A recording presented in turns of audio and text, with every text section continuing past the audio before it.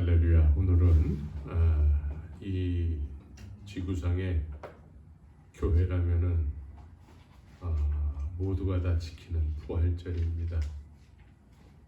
부활절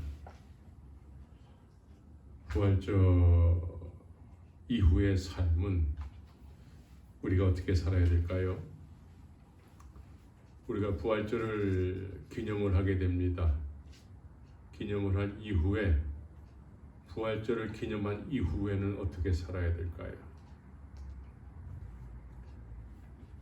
오늘 로마서 5장 1절에서부터 11절까지의 말씀을 통해서 부활절 이후의 삶은 어떠한 삶을 살아야 될까라는 그런 주제로 말씀을 드리기를 원합니다. 1년 중에 부활절을 기억하고 기념하는 의미는 부활신앙을 살게 해주신 하나님께 특별히 감사하는 날이어야 되는 것입니다. 그래서 부활절이 우리에게 기억이 되어야 되는 것이죠. 그래서 부활절에는 많은 교회가 성찬식을 하게 되고 더불어서 또 찐계란을 또 색깔을 칠한 찐계란을 먹음으로 인해서 이렇게 부활절을 기념했다라고 하게 됩니다. 이제 부활절이 지나가고 난 이후에는 1년 후에 다시 오게 될 부활절 동안에 부활신앙을 가지고 살아야 될 터인데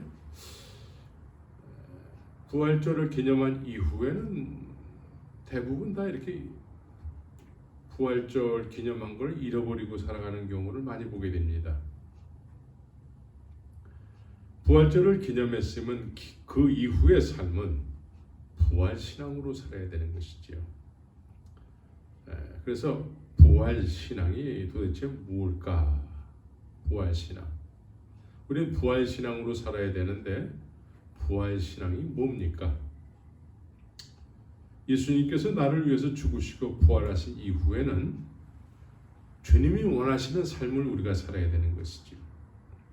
주님이 원하시는 삶을 살게 하기 위해서 하나님께서는 독생자 예수 그리스도를 십자가에서 죽으시고 부활케 하신 것입니다. 그래서 부활신앙으로 살아야 되는데 오히려 살아야 된다라는 의미보다는 사라져야 하는 것이 맞는 것입니다. 그래서 우리가 믿음의 어떤 그런 주도권에 대해서 한번 생각을 해봐야 되는데 믿음의 주도권, 내가 믿습니다 할 때 이 믿음이 누가 주도하는가 이게 참 중요한 것이죠. 이 믿음이라는 것이 어떤 내 노력과 내 열심에 의해서 내가 지금 예수님을 믿습니다 라고 하게 될 때에는 모든 것을 하나님의 말씀 또 이 부활신앙 또한 내가 그렇게 살아야 되는 것이죠. 내가 그렇게 살아야 되는데 잘 사라지지 않는 것입니다. 살아야 되는 것은 아는데 그렇게 잘 사라지지 않는 거예요. 그래서 어느 정도 노력을 하다가 작심삼일 그래서 보통 내 주도에 의해서 내가 믿게 됐을 때에는 내가 그래도 조그마한 것을 지킨 것만 기억하는 삶을 살게 됩니다. 내가 지킨 것만, 내가 지킬 수 있는 것만 중요하게 여기게 되는 것이죠. 이것을 우리는 보편적으로 율법주의라고 하게 됩니다. 율법주의. 지키지 못한 것은 생각하지 않고 지킨 것만. 그래서 대부분 주일 성소를 지켰다 하게 되면 상식적으로도 우리는 그거는 넉넉하게 지킬 수 있는 일이기 때문에 주일 성소에 목을 매게 되는 것이지요. 주일 성소를 하지 말라는 이야기가 아니죠. 우리가 할 수 있는 것만 기억하는 것입니다. 우리가 할 수 있는 것만 기억하게 될 때 믿음이 자꾸 이렇게 상식화되어 가는 것이죠. 내가 할 수 있는 것과 내가 할 수 없는 것. 그래서 내가 주도하는 믿음의 삶을 살 때 이렇게 되는 것이죠. 그런데 믿음의 주도권이 하나님께 있게 되면은 아브라함에게 믿음의 주도권은 누구에게 있었습니까? 본토 지쪽 아비집을 떠났는데 떠나는 것은 아브라함이 떠났지만 그 주도하신 분은 하나님이셨습니다. 하나님이 아브라함에게 복음이 됐어요. 하나님이 아브라함에게 복음이 됐기 때문에 갈 바를 알지 못한 채 떠나게 된 것이죠. 그래서 언제나 하나님께서 함께 하셨어요. 함께 하시는 증거가 가는 곳곳마다 아브라함이 육신이 연약해서 여러 가지 실수를 범하는데도 불구하고 아브라함과 함께 하시는 증거가 실수를 범할 때마다 나타나게 됐던 것이죠. 그래서 믿음의 주도권이 늘 하나님께 있었습니다. 그래서 믿음의 주도권이 하나님께 있게 되면은 하나님께서 믿음의 주도하심을 통해서 왜 나를 주관하고 가시는가? 뭐 때문에? 하나님께서 나에게 약속하신 것이 있다는 것이죠. 그 약속을 이루시기 위해서 나를 주관해 가시는 것입니다. 그래서 하나님께서 주관하시는 믿음의 삶을 살게 될 때 인도함을 받는 삶을 사는 거예요. 인도함을 받으면서 살 때에 사라지게 되는 것입니다. 이것을 정확하게 알지 못한 채 그냥 신앙생활을 하게 되면 자꾸 자기의 열심에 자기가 지쳐버리게 되는 것이죠. 말씀하고는 관계없이 자기의 열심으로 뭔가를 열심히 함으로 인해서 믿는 것 같았는데 시간이 지나면 지치게 되는 것입니다. 그래서 타락 이후에 아담과 하와가 타락 이후에 하나님과의 어떤 깊은 교제의 관계 속에 있었지요. 하나님께서 서늘할 때에 찾아오셨다고 말씀하고 있습니다.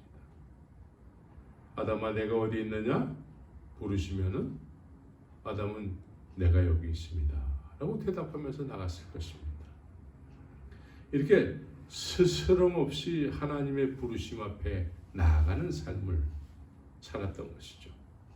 그래서 하나님께서는 당신 자신이 창조한 아담과 하와에 대해서 심히 보시기에 좋으셨기 때문에 그 심히 보시기에 좋은 아담과 하와를 날마다 보길 원하셨던 것이죠. 그래서 타락한 이후에는 아담아 내가 어디 있느냐 주님이 부르실 때에 어느 날 선악과를 따먹고 난 이후에는 아담과 하와가 나갈 수가 없게 된 것이죠. 그래서 하나님과의 관계, 하나님과의 화평의 관계가 깨지게 된 것입니다. 하나님과의 화평의 관계가 깨지게 되고 심히 보시기에 좋은 아담과 하와를 보시러 하나님이 오셨는데 아담과 하와 스스로가 우리는 하나님 앞에 나갈 수가 없는 존재입니다 라고 스스로 생각하게 됐다는 것이죠. 이게 선악과를 따먹고 난 이후에 너는 정녕 죽으리라는 어떤 그런 현상이 나타나게 된 것입니다.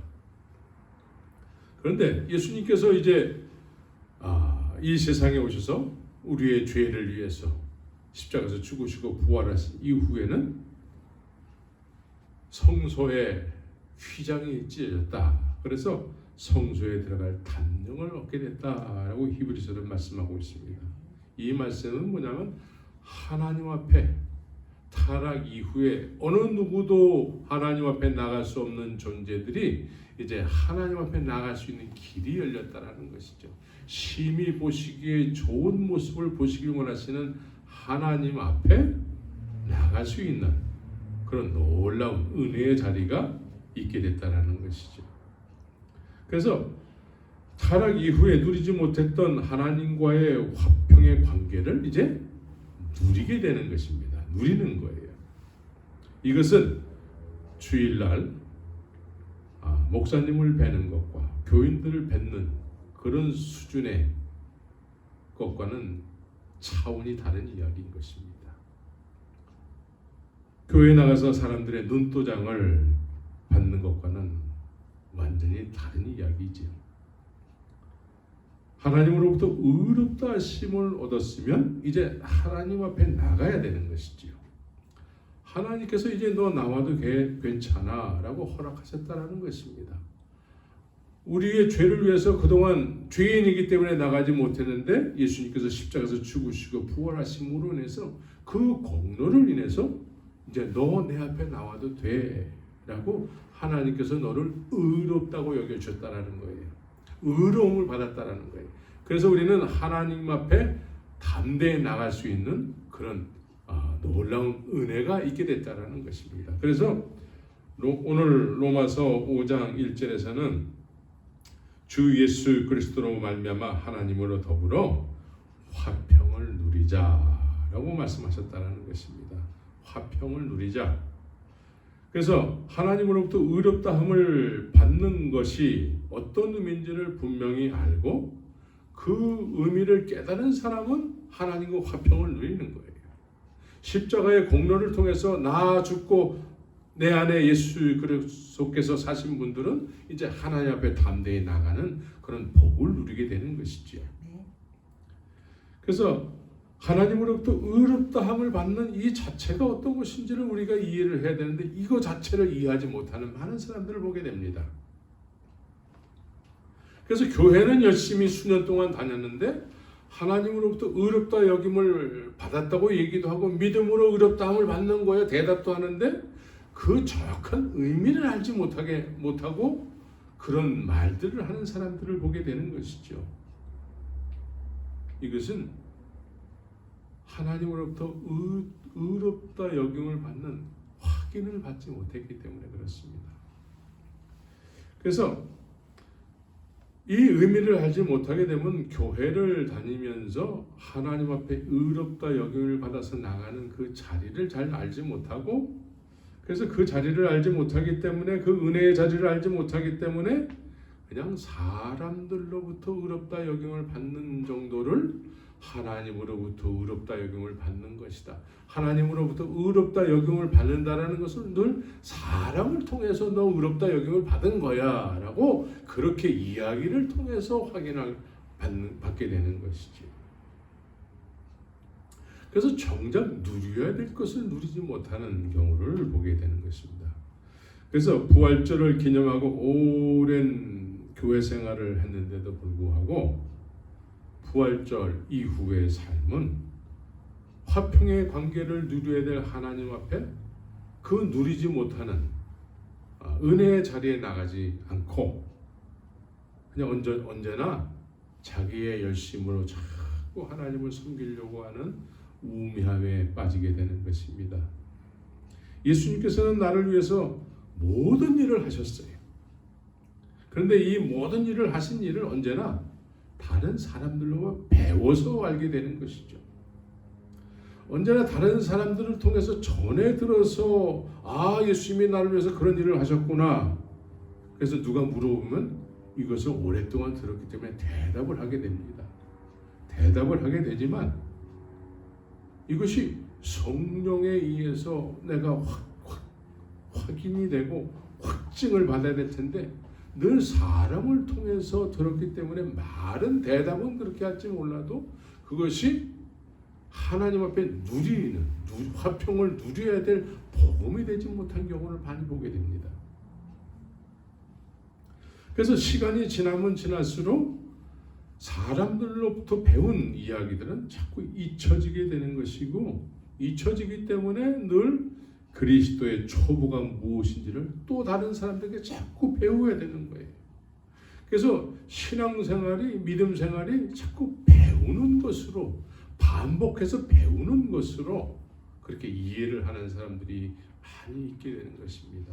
물론 시작은 사람들로부터 복음을 전해 들어서 살아계신 하나님, 나를 위해서 십자가에서 죽으시고 부활하신 예수 그리스도. 근데 그분이 이제 성령으로 이 세상에 오신 것이죠. 그 성령이 나를 위해서 하신 일을 증명해 주시고 확증해 주셔야 되는 것이죠. 근데 늘 이 부분을 사람들로부터 전해 듣는 것으로 그냥 끝나버리는 거예요. 그래서 우리가 보통 믿음으로 의롭다 하심을 얻었다라고 아주 쉽게 이야기를 해요. 아주 믿음으로 의롭다 여김을 받았다라고 쉽게 그렇게 이야기를 하게 되는데, 믿음으로 의롭다 하심을 얻었다면 그 이후의 삶은 자연스럽게 하나님과 화평을 누리는 삶을 살게 되는 것이지요. 그래서 1절의 내용을 보게 되면은 우리 1절을 다 같이 한번 읽었으면 좋겠습니다.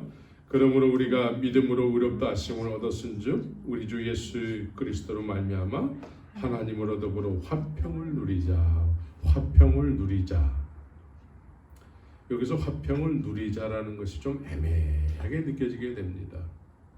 누려도 되고 안 누려도 되고, 많이 누리는 사람이 있는가 하면 조금 누리는 사람이 있는 것 같기도 하고, 그래서 이렇게 차등이 느껴질 수 있는 그런 뉘앙스를 풍기게 되는 것이죠.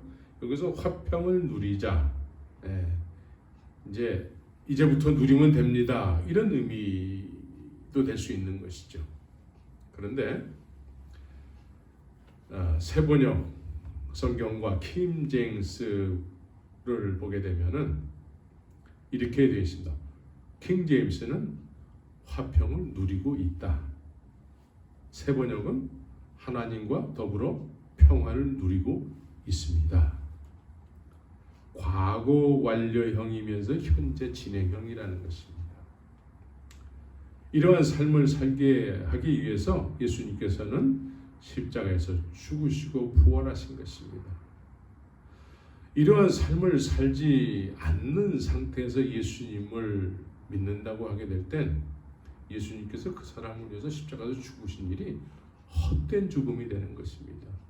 그렇게 살게 하기 위해서 예수님이 십자가에서 죽으시고 부활하셨는데도 불구하고 그러한 삶을 살지 않는다는 것은 주님께서 헛된 죽음을 죽으신 거예요.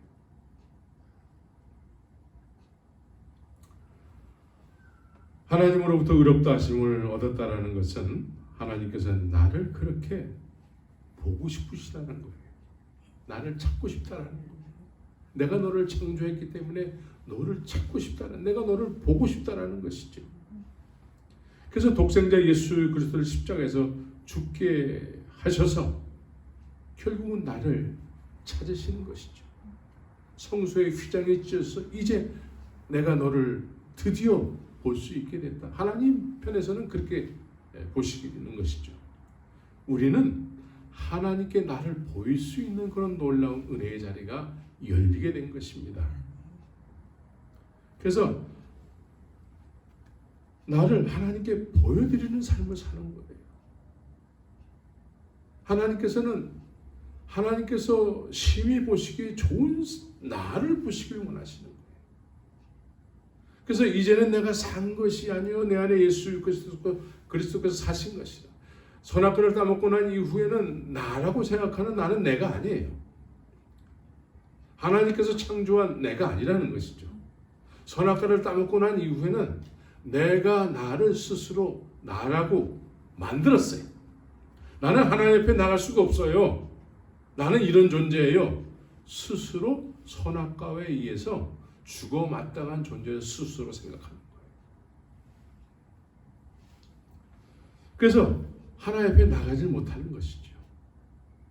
처음 사람들이 그렇게 됨으로 인해서 그 이후에 모든 사람들이 그렇게 된 것이죠. 그런데 독생자 예수 그리스도께서 이 세상에 오셔서 그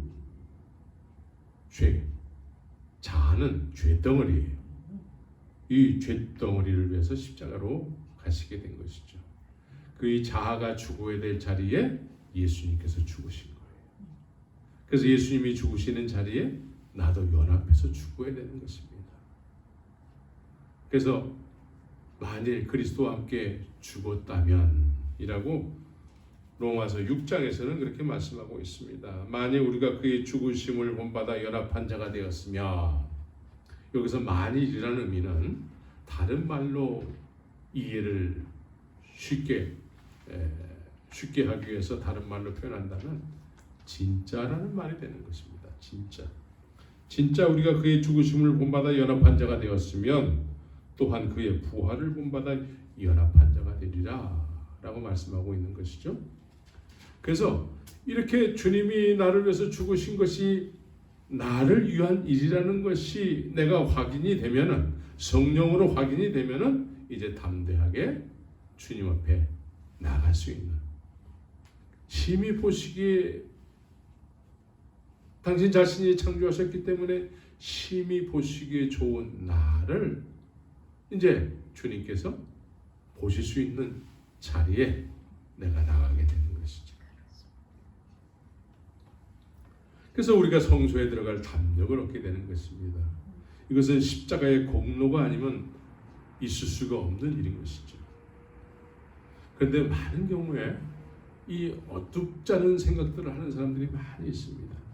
아이, 그거는 수준 높은 믿음의 사람들이냐 하는 거지요. 예수님께서 수준 높은 사람들을 위해서만 십자가에서 죽으셨습니까? 모든 사람들을 위해서 십자가에서 죽으시고 부활하신 것이죠.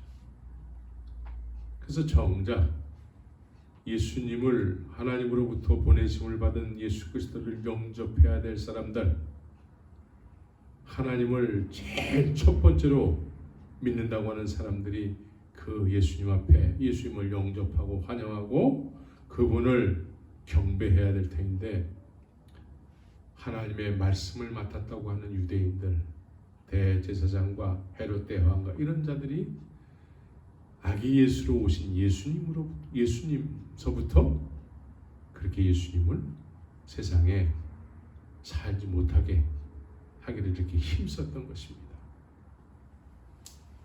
그래서 갈릴리 어부들, 그 시대의 마이너리티들이 이제 주님을 영접할 수 있는 은혜를 받고 그렇게 예수님을 그리스도로 알고 예수님을 쫓기 시작한 것이죠. 그래서 결코 수준 높은 사람들만 은혜의 자리에 성소에 들어갈 담력을 얻는 것이 아니라 갈릴리 어부들서부터 그런 놀라운 담력을 얻으면서 살기 시작했다는 것이죠. 성경에 믿음의 선진들을 이야기할 때에 이런 표현을 합니다. 베드로도 그렇고 요한도 그렇고 기도 시간에 라는 말씀을 하고 있습니다. 기도 시간에. 구약 성경에서도 다니엘은 예루살렘을 향해서 창문을 열어놓고 기도했다고 말씀하고 있습니다. 기도 시간에. 기도는 무엇입니까? 하나님께 나를 보여드리는 시간이에요. 기도를 잘못 배워가지고 우리가 소원하는 일만 자꾸 그냥 따발총 쏘듯이 따다다다다닥 그렇게 우리의 소원을 이야기하고 예수님의 이름으로 기도합니다. 그리고 끝내버리는 것이 기도가 아니라 그것은 극히 한 부분에 속한 일이고, 기도 시간에라는 의미는 그 기도 시간을 통해서 하나님은 나를 보시길 원하는 시간이요, 나도 주님 앞에 나를 보여드리는 시간이라는 거예요. 하나님과 깊은 관계를 맺는 시간이라는 것이죠. 그래서 하나님으로부터 채움을 받는 시간이요, 하나님이 보시기에 심히 좋은 사람으로 변화를 받는 시간인 것입니다. 온전케 하시는 예수 그리스도를 바라보라는 의미는 주님과 눈을 마주치라는 거예요. 주님과 눈을 마주치는 시간이 되는 것이죠. 더 우리의 이해를 돕기 위해서는 우리가 하나님을 아버지라고 부른다면 우리는 당연히 자녀가 되는 것이죠. 아들과 딸이 되는 거예요. 그러면 아버지와 자녀 간에 눈을 마주치는 시간이 되는 것입니다. 그래서 주님이 보시기에 심히 좋은 사람의 모습이 주님으로부터 그렇게 자꾸 변화되는 것이죠. 주님을 바라보면 바라볼수록 우리가 온전케 되는 거예요. 그래서 온전케 하시는 예수 그리스도를 바라보라 라고 말씀하고 있는 것이죠. 그래서 어떻게 하나님과 화평을 누릴 수 있는 은혜에 대해서 2절에서는 뭐라고 말씀하고 있냐면, 그로 말미암아 우리가 믿음으로 서 있는 이 은혜에 들어감을 얻었으며 그래요. 여기서 믿음으로 서 있는 이 은혜에 들어갔다라고 이야기하고 있어요. 예. 그러니까 하나님 앞에 서는 은혜에 들어가게 됐다라는 것이죠. 지금 그러한 삶을 살고 있다라는 거예요. 이것은 교회에서 어떤 주일날 예배드리는 어떤 그런 것과는 조금 다른 거예요. 물론 우리가 공식적인 대예배를 통해서 하나님 앞에 예배를 드려야 되지만 이제 이런 하나님과 깊은 교제의 관계, 화평의 관계 속에 들어가는 것은 우리가 예배당 안에서만 이루어지는 것이 아니고 어디서나 코람데오의 삶을 살아야 되는 것처럼 그렇게 어디서나 집에서든 어디서나 일터에서든 그렇게 주님과 깊은 그런 관계, 화평의 관계를 맺게 되는 것이죠. 그런 말미암아 우리가 믿음으로 서 있는 이 은혜에 들어감을 얻게 됐다. 그래서 하나님의 영광을 바라고 즐거워하느니라. 하나님의 영광을 바라고 즐거워하느니라. 그렇습니까?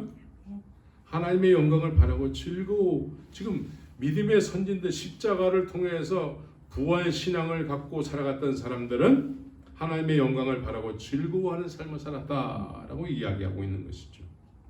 그래서 9절에서 10절의 말씀도 그러면 우리가 그 피를 인하여 의롭다 하심을 얻었은즉 우리를 위해서 십자가에서 죽으시고 부활하신 그 주님의 십자가의 피를 인하여 의롭다 하심을 얻었은즉 더 그로 말미암아 진노하심에서 구원함을 얻은 것이라.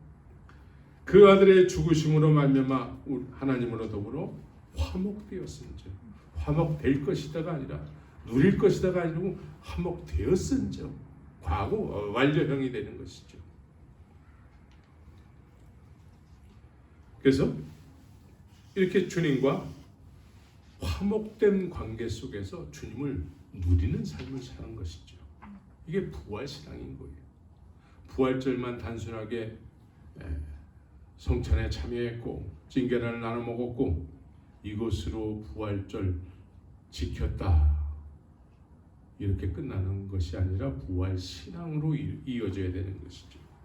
부활절은 부활신앙을 살게 하신 주님 앞에 특별히 감사하는 날이 되어야 되는 것입니다.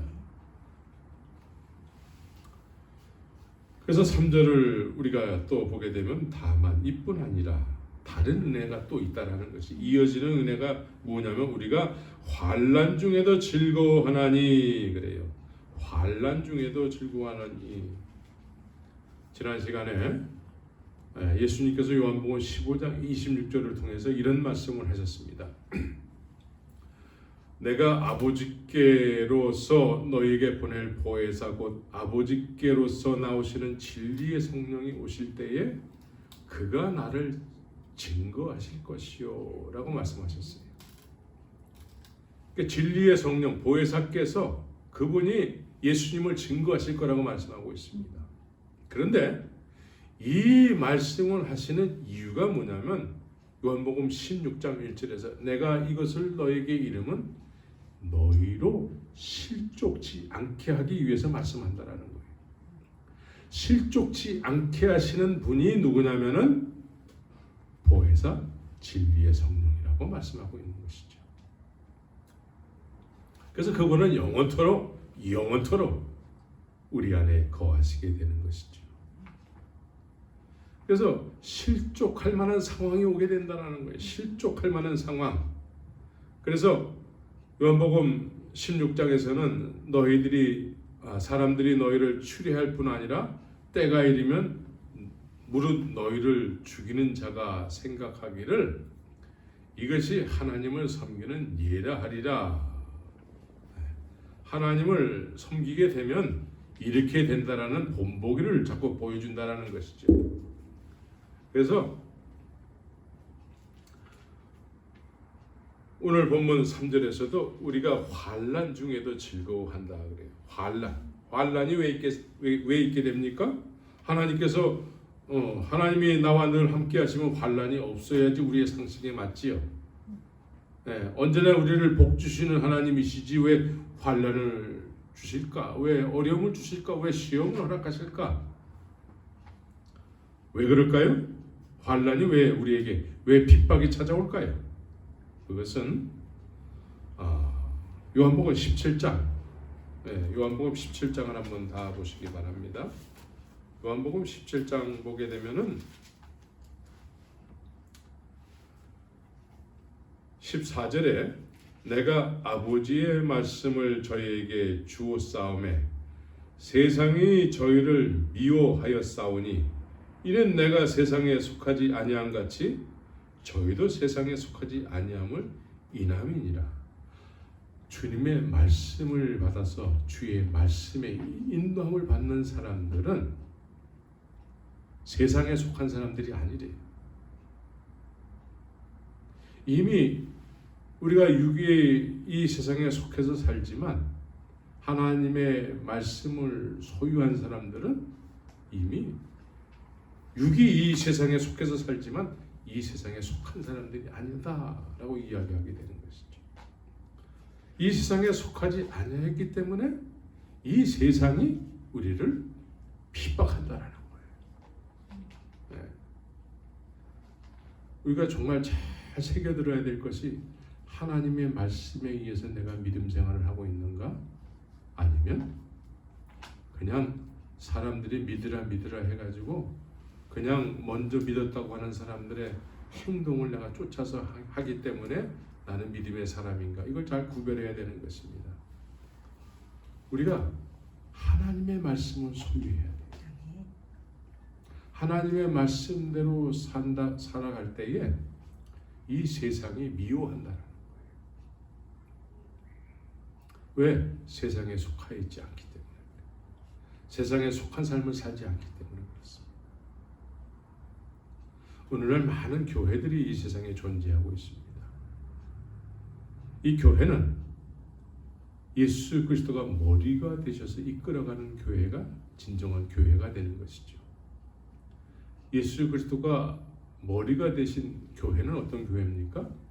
예수님께서 무엇으로 교회를 이끌어 가십니까? 이 말씀을 통해서 이끌어가는 것입니다. 이 말씀. 주님께서 이 말씀을 하시는 거예요. 그래서 어떤 목사님처럼 목사의 말만 믿고 신앙생활에서는 안 되는 것입니다. 이제 이 주님께서 성령으로 직접 쓰신 이 말씀을 여러분들이 직접 묵상해서 주의 말씀으로 내 마음에 소유해야 되는 것입니다. 이 주의 말씀을 내가 내 마음에 소유해서 살아갈 때에 세상과 구별된 삶을 살게 되는 것이요. 우리의 마음의 변화가 자꾸 일어나게 되는 것이요. 말씀은 살았고 운동력이 있기 때문에 어떤 날 생각보다도 예리하여 우리의 잘못된 삶을 자꾸 찔러 쪼개서 이제는 그러한 삶을 살지 않게끔 계속 책망하는 그런 성령의 인도하심이 있게 되는 것이죠. 그래서 환난이 있게 된다는 것이죠. 환난이 있게 될 때에 즐거워하게 된다 그래요. 참 그거는 우리는 그렇게 못 살지요. 수준 높은 사람이나 그렇게 사는 것이 우리는 그러한 삶을 살 수가 없습니다. 그러면 수준 높은 사람들을 위해서만 주님께서 함께 하시고 말씀해 주시고 수준 높은 사람들에게만 그렇게 천국으로 인도해 가시는 것이죠. 예수님을 믿는다라는 의미는 주님의 말씀을 소유해서 믿는 것입니다. 오늘날 이 많은 교회들이 주의 말씀을 통해서 신앙생활을 하고 주의 말씀이 인도함을 받는 삶을 그런 공동체가 돼야 되는데 그렇지 않고도 믿는 교회들이 많이 생겨나서 이제 그렇지 않고도 믿는 믿음을 정당화해서 그런 교회를 자꾸 세우려고 하게 되는 것이죠. 그래서 제가 선교사 생활을 하고 돌아와서 이곳에서 개척을 하게 되니까 다 그렇게 교회에서 소외를 받고 나름대로 상처를 받아서 이제 새로운 교회를 찾으려고 하는 사람들이 그들이 가지고 있는 공통점이 뭐냐면 그냥 우리 지금까지 이렇게 살아왔던 것처럼 그렇게 편안한 교회를 세워주세요 라는 거였어요. 그래서 우리의 취미 생활을 타치하지 마시고, 교회를 가끔씩 빠져도 그거 뭐라고 하지 마시고, 주님이 나에게 전부가 된 삶을 살아야 되는데 그렇지 못한 삶을 사는 것에 대해서 뭐라고 하지 마시고 이런 교회를 세워달라는 거예요.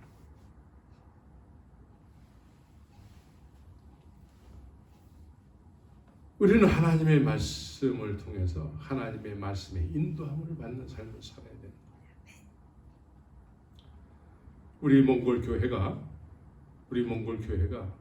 정말 하나님의 말씀의 인도함을 받는, 모두가 매일같이 하나님의 말씀을 묵상하고 그 묵상한 말씀에 의해서 주님의 뜻을 마음에 깨닫고 그 주님의 뜻을 내 마음에 새겨서 그 새겨진 뜻을 쫓는 그런 믿음의 삶을 살아갈 수 있는 그런 것을 공급해 줄 수 있는 교회가 우리 몽골 교회가 되어야 되는 것입니다. 그래서 우리는 정말 하나님의 말씀을 소유해서 신앙생활을 하게 되면 이 세상에 속한 삶을 살지 않는 것이기 때문에 이 세상이 우리를 핍박하고 환난 가운데 있게 되는 것이죠. 이럴 때에도 즐거워한다 그래요. 예수님께서 그런 말씀을 하셨어요. 예수님께서 요한복음 16장에서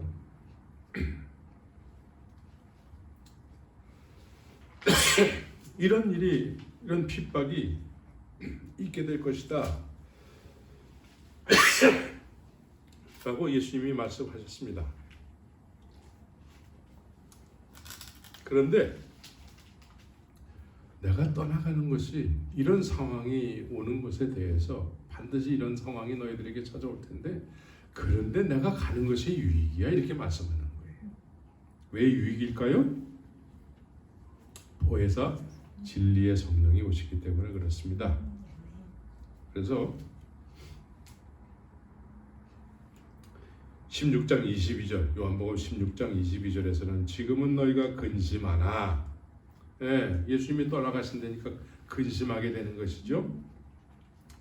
그런데 예수님께서 내가 다시 너희를 보리니 너희 마음이 기쁠 것이요 너희 기쁨을 빼앗을 자가 없느니라. 환난 중에도 즐거워하나니, 말씀이 이 말씀인 것입니다. 그래서 이는 환난은 인내는 왜 하게 되는 걸까요? 소망이 있기 때문에 그렇습니다. 목적이 있기 때문에 그래요. 목적이 없고 소망이 없으면 인내할 이유가 없는 것입니다. 근데 복음에는 하나님의 의가 나타나서 믿음으로 믿음에 이르게 되는 것입니다. 믿음으로 믿음에 이르는 것이 있는 것이죠. 그게 소망이에요. 소망. 우리 목적 있는 삶을 살게 하는 것이죠. 그래서 인내하게 되는 것이죠. 그래서 소망이 부끄럽지 않냐면 우리에게 주신 성령으로 말미암아, 이 모든 것은 성령으로 된다는 거예요. 성령으로 말미암아 하나님의 사랑이 우리 마음에 부음받음이니 그래요. 성령이 아니고서는 안 되는 거예요. 진리의 성령, 보혜사가 십자가에 죽으신가 부활하신 이후에 내가 가는 것이 유익이야. 왜냐하면 보혜사 진리의 성령이 너에게 다시 오시기 때문에, 내가 너희를 다시 보게 되기 때문에 그렇다는 거예요. 이 성령, 보혜사 성령, 진리의 성령, 이 성령이 오시게 되면은 이 성령은 하나님의 사랑이 우리 마음에 부음받음이라는 거예요. 우리 마음에 하나님의 사랑이 부어졌다라는 거예요. 하나님의 사랑을 우리가 알게 된다라는 거예요. 이 하나님의 사랑을 누군가 자꾸 배워서 하는 것이 아니고 이 성령에 의해서 우리가 그렇게 느껴지는 거예요. 하나님의 나를 사랑하시는구나. 이것이 사람을 통해서 배우는 것이 아니고 내가 그냥 느껴지는 거예요. 그래서 하나님의 사랑을 증거하게 되는 것이죠.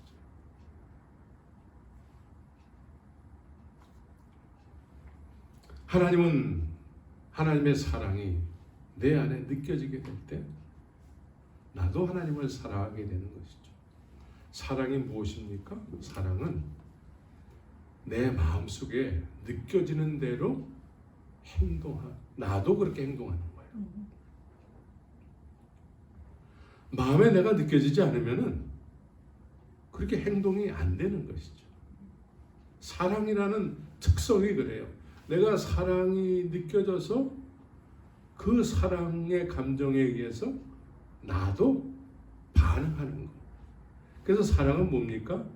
능동적이에요. 능동적. 그냥 마음에 우러나서 그렇게 느껴진 대로 그렇게 하나님 앞에 사랑을 표현하는 삶을 살게 되는 것이죠. 인간의 에로스적 사랑도 다 그렇지요. 내가 어느 날 어떤 마음에 어떤 이성에 대한 사랑이 느껴졌을 때 그 느껴진 대로 내가 반응하게 되는 것이죠. 이게 사랑이라는 것은, 사랑의 특성은 능동적이라는 거예요. 죄의 특성은 뭡니까? 죄의 특성도 능동적이에요. 그냥 마음에 그냥 죄 짓고 싶은 생각이 있으면 그게 자연스럽게 행동으로 나오게 되는 것이죠. 특별히 너 죄 져라 이렇게 얘기하지 않더라도 그냥 자기가 알아서 죄를 짓는 거예요. 그래서 죄도 능동적이에요. 하나님의 사랑도 능동적이에요. 그래서 하나님의 사랑이 우리 마음에 부음받음으로 인해서 우리도 하나님을 사랑하는 그런 소망 가운데 기쁨으로 평강으로 살게 되는 것이죠. 그래서 하나님의 사랑이 우리 마음에 부음받았을 때에 어떻게 성경은 말씀하고 있습니까?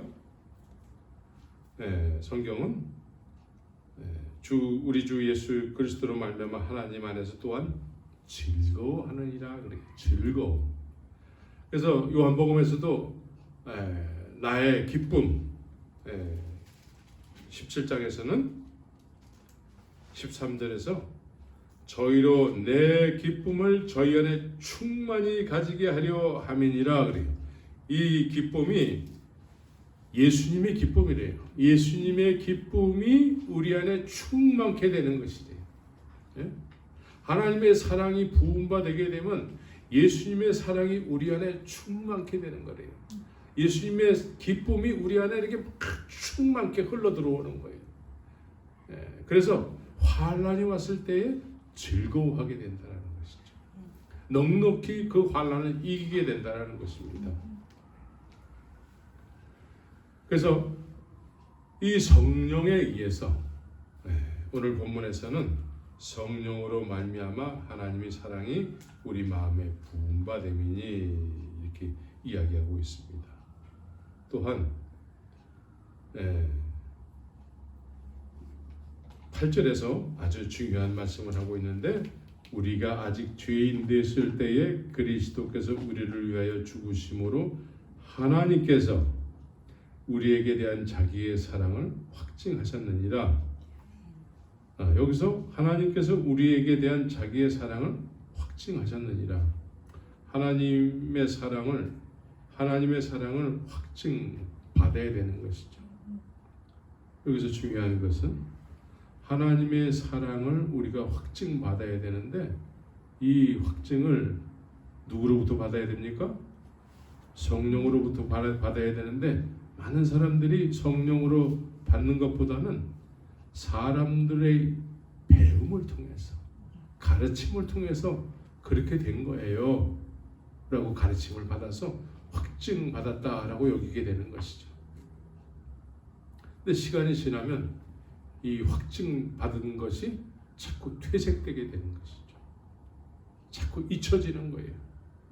그래서 확증받지 못한 삶을 사는 거예요. 우리는 성령으로부터 확증을 받아야 돼요. 성령. 예수님께서 그토록 구해야 된다.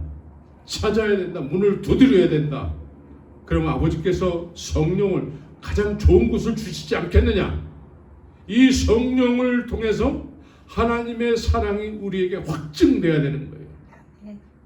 하나님의 사랑이 우리 마음에 부음받음이어야 되는 것이죠. 그래서 고린도전서 2장 12절에서는 뭐라고 말씀하고 있냐면 고린도전서 2장 12절에서는 우리가 세상의 영을 받지 아니하고 오직 하나님께로부터 온 영을 받았으니 이는 우리로 하여금 하나님께서 자기에게 은혜로 주신 것들을 알게 하려 하면, 하나님께서 우리에게 은혜로 주신 것들을 알게 하려 함이라 그래요. 예? 알게 하려 합니다. 이걸 사람들에게 배워서 하는 것이 아니고 성령에 의해서 하나님께서 우리에게 주신 것들을 스스로 우리가 느껴지고, 2000년 전에 그렇게 우리와 상관없는 시간을 살았던 예수님께서 시간에 갭이 없이 그렇게 하나님께서 나에게 주신 은혜가 무엇인지를 성령으로 우리가 시간에 갭 상관없이 알게 된다는 것이죠. 그래서 증거가 되는 거예요. 증거가. 부활절은 이렇게 하나님께서 독생자 예수 그리스도를 통해서 우리에게 하신 일을 통해서 내가 그렇게 부활 신앙으로 살게 된 거에 대해서 특별히 감사하는 날이 되어야 되는 것입니다. 그런데 기념만 했지 실제로 이렇게 하나님과 화평을 누리면서 하나님에 의해서 세상과 구별되고 하나님의 말씀을 받아서 하늘에 속한 사람으로서 그렇게 사는 사람들이 이 시대에 많이 없게 되는 것이죠. 우리는 믿어도 성경대로 믿어야 되는 거예요. 그래서 우리가 교회에서 대예배를 통해서 목사의 말도 필요하지만 더 중요한 것은 개인적으로 이 말씀 앞에 무릎을 꿇어야 되는 거예요.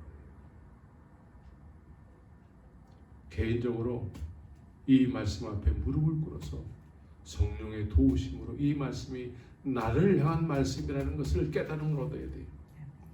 이 말씀을 통해서 독생자 예수 그리스도가 이 세상에 오셨고 그분이 나를 위해서 십자가에서 죽으시고 부활하신 것이 성령에 의해서 확증이 되어야 되는 것입니다. 성령에서 확증해야 돼요. 그래서 그 증인이 되어야 되는 것이죠. 증인의 삶을 살아야 되는 것입니다. 그래서 이 화목의 열매는 주님의 사랑이 우리 마음에 부음받음으로 인해서 예수 그리스도를 십자가에서 죽으시고 부활케 하심으로 인해서 우리가 성소에 들어갈 담력을 얻어서 하나님께서 심히 보시기에 좋은 사람으로 우리가 그 자리에 설 수 있게 됨으로 인해서 우리는 하나님과 깊은 화평의 관계를 통해서 기쁨이 충만한 삶을 살게 되는 것이죠. 기쁨 그리고 주님의 평강이 우리 안에 충만해지는 것입니다. 그래서 데살로니가전서 5장에 보면은 항상 기뻐하라, 쉬지 말고 기도하라, 범사에 감사하라. 이것은 그렇게 안 되는데 그렇게 살기를 노력해라는 이 의미가 아닙니다. 그냥 그리스도 안에 있게 되면은 그리스도의 평강이 우리에게 충만해지고 그리스도 안에 있게 되면은 기쁨이 충만해지고 그리스도 안에 있게 되면 성소에 들어갈 담력을 얻었기 때문에 하나님의 그 보시기 좋아 나를 심히 보시길 원하시는 그 자리에 내가 담대하게 나가게 되는 것이죠. 그래서 쉬지 말고 기도하는 삶을 살게 되는 것입니다. 나를 보여주는 삶을 사는 거예요. 아담은 범죄한 이후에 나 이제 하나님 앞에 나를 보여줄 수가 없어요. 스스로 이렇게 생각했는데 예수 그리스도를 통해서 이제 하나님 앞에 나를 보여주는 자리로 나가게 되는 것이죠.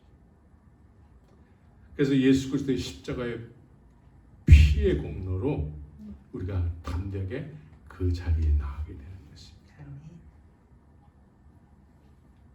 그래서 우리가 이 부활절을 맞이해서 부활절 지켰어. 이제 내일이 되면은 부활절은 어제가 되는 것입니다.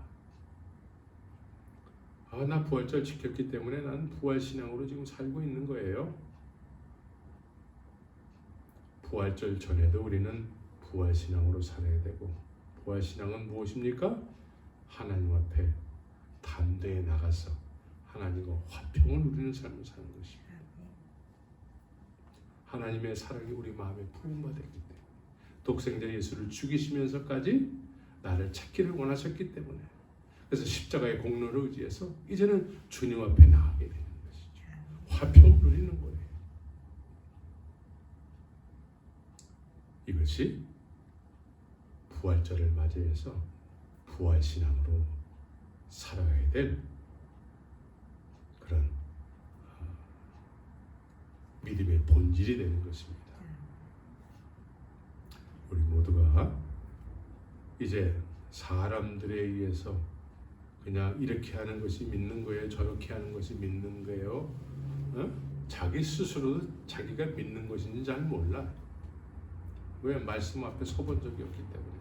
늘 다른 사람을 통해서 다른 사람이 대신 믿어주는 거예요, 사실은. 다른 사람이 믿어주는 그 믿음은 아무 쓸데가 없는 것입니다. 이제 우리는 주님이 나를 위해서 죽으신 그 십자가의 공로가 그것으로 끝나는 것이 아니고 이제 하나님과 화평을 누리는 관계가 됐다는 것이죠. 화평을 누리는 사람은 그 심령 속에 하나님의 사랑이 부음받음으로 인해서 성령으로 확증됐기 때문에 성령의 인도하심을 쫓아서 감사와 기쁨과 기도가 늘 지속되면서 하나님이 원하시는 삶을 살게 되는 것이죠. 이것이 부활신앙이요, 하나님이 독생자 예수를 죽이시면서까지 우리에게 원하시는 삶인 것입니다. 그러한 삶을 사실 예수의 이름으로 축원합니다.